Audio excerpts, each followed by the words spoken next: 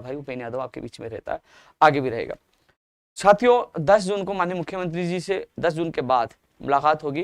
प्रमुख सचिव साहब से बात हुई थी उस समय कि 10 के बाद मिलवाएंगे, क्योंकि 10 तक वो राज्यसभा चुनाव में बिजी हैं।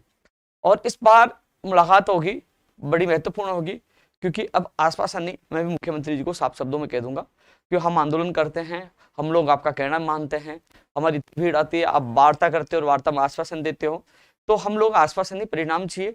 इस बार हम अलग रणनीति के साथ, क्योंकि हम फिर सरकार के खिलाफ खुला मोर्चा खोलेंगे, क्योंकि जब हम लखनऊ गए तो मुख्यमंत्री जी ने कहा था कि आपने मेरे से मुलाकात क्यों नहीं की, आप लखनऊ कैसे चले गए, आप मुझसे मिलना चाहिए था, मंत्रियों से मिलना चाहिए था, मेरे अधिकारियों से मिलना चाहिए था।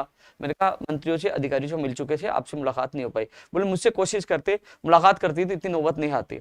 तो एक बार फिर कोई बड़ा कदम उठाने से पहले, क्योंकि अब धीरे धीरे देखो, आपने देखा होगा कि आंदोलन 23 तारीख को था, भीड़ भी थी, बहुत अच्छी भीड़ थी, लेकिन दो चीजें हमारे सामने थी साथियों।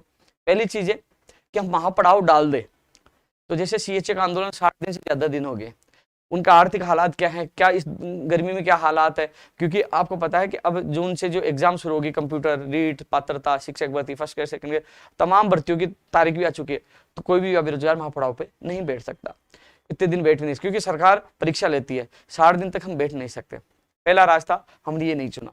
दूसरा रास्ता कि हम सिविलाइंस कूच करके बड़ा पंगा करते थे, कोशिश बहुत की, आधे घंटे तक हमारी झड़प हुई, शायद वहां युवा साथी थे, उनको पता है कि पुलिस ने जब धक्का मुक्की, मैं नीचे गिरा था सड़क पे, मैं वहां बैठा, उस धूप में वहां बैठा रहा, लगातार आप लोगों के लिए पसीना बहाया, लेकिन और भी हम पंगा करके हम लोग कूद के भाग सकते थे। लेकिन मेरे सामने दो चीजें थी कि कंप्यूटर अनुदेशक, शिक्षक भर्ती, कई भर्ती परीक्षाओं की तारीख आ चुकी है, कि हम पंगा करेंगे, किसी का मुकदमा दर्ज हो गया तो वो परीक्षा कैसे दे पाएगा, क्योंकि वो चिंता करता है। हालांकि मुकदमों से कुछ नहीं होता है, लेकिन फिर भी मैं आप जब धरना प्रदर्शन होता है तो आपका अभिभावक मैं होता हूँ और आप मेरे परिवार के सदस्य होते हो, तो पूरे परिवार का ख्याल रखना मेरी जिम्मेदारी होती है।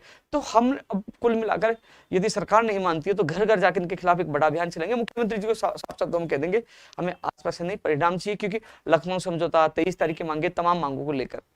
साथियों ये लंबा लाइव नहीं रहेगा, मेरी आज तबियत ज्यादा खराब है, लेकिन जितना होगा मैं आप लोगों से इस लाइव में चला जाऊँ। युवा तक कार्यक्रम आता रहेगा, मैं बाहर चला गया था, बीच में नहीं आ पाया था, लेकिन मैं कार्यक्रम के माध्यम से आप लोगों से मिलता रहूंगा। साथियों रेडियोग्राफर लेक टेक्नीशियन भर्ती की जो अभ्यर्थी है उनको चिंतित होने की आवश्यकता नहीं है, इनको आज नहीं तो कल भर्ती निकालनी पड़ेगी 20 तारीख तक, क्योंकि मैं आपके अलावा मैं दोबारा भी अधिकारी से मुलाकात करके आया था। जून का उन्हें आश्वासन दिया, 21 तारीख को स्वास्थ्य भवन के सामने घेराव करके बैठ जाएंगे। चिंता मत करो, आपको घबराने की आवश्यकता नहीं है। लोग फोटो डालेंगे, लोग ये करेंगे, वो उनका क्या होता है कि आप सब लोग इस समय संघर्ष कर रहे हो और संघर्ष के परिणाम स्वरूप आपका जो मामला वापस उठा है, सुर्खियों में आया है, और अब सरकार इसमें अधिकारी को निर्देश भी दिए हैं। तो इसलिए ये आपका संघर्ष है। 23 तारीख को आप बड़ी संख्या में रेडियोग्राफर, लैब टेक्नीशियन, ईसीजी के अभ्यर्थी आए, कुछ और भी पैरामेडिकल के अभ्यर्थी, जहां ऑटो टेक्नीशियन भी वाले थे, कई और भी ले थे, दंत चिकित्सक वाले भी थे, लेकिन जो 3 भर्तियों की बड़ी संख्या में लोग आए थे। तो आप, मैं एक चीज बता दूं, क्योंकि सरकार को पता है, पुलिस प्रशासन को पता है, मेरे पास फोन आ गया था जैसे मैंने ट्वीट किया कि आप 21 तारीख को क्या कर रहे हो, क्यों कर रहे हो, मैंने कहा हमें आश्वासन पहले मई का मिला था इन अभ्यर्थियों को, अब जून का मिला है, तो हम 20 तारीख आपकी 21 हमारे, तो चिंता मत करिए, मैं खुद आपके साथ आपकी भर्ती को लेकर स्वास्थ्य भवन के बाहर धरने पे बैठ जाऊंगा, और आपको इस चीज से घबराने की जरूरत नहीं है। मेरा भी लक्ष्य है कि जून महीने में विज्ञप्ति जारी करवाकर आपको न्याय मिले। आप ये सोच रहे होंगे कि 20 तारीख बहुत दूर है, कई बार क्या होता है, उनको पता है कि एक बार फिर ये पंगा करेंगे। 23 तारीख कितनी झड़प हुई थी, कितने पुलिस वाले थे, तो उनको पता है कि ये फिर पंगा करेंगे, इससे पहले 20 से पहले ही कर दें, इसलिए घबराइए मत।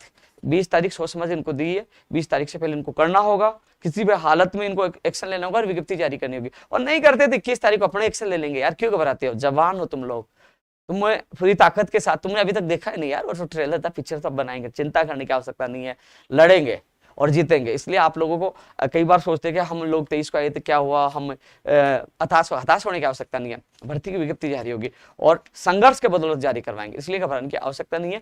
कल कई लोग मुझसे वापस मिलेंगे, तो आप चिंता मत करिए।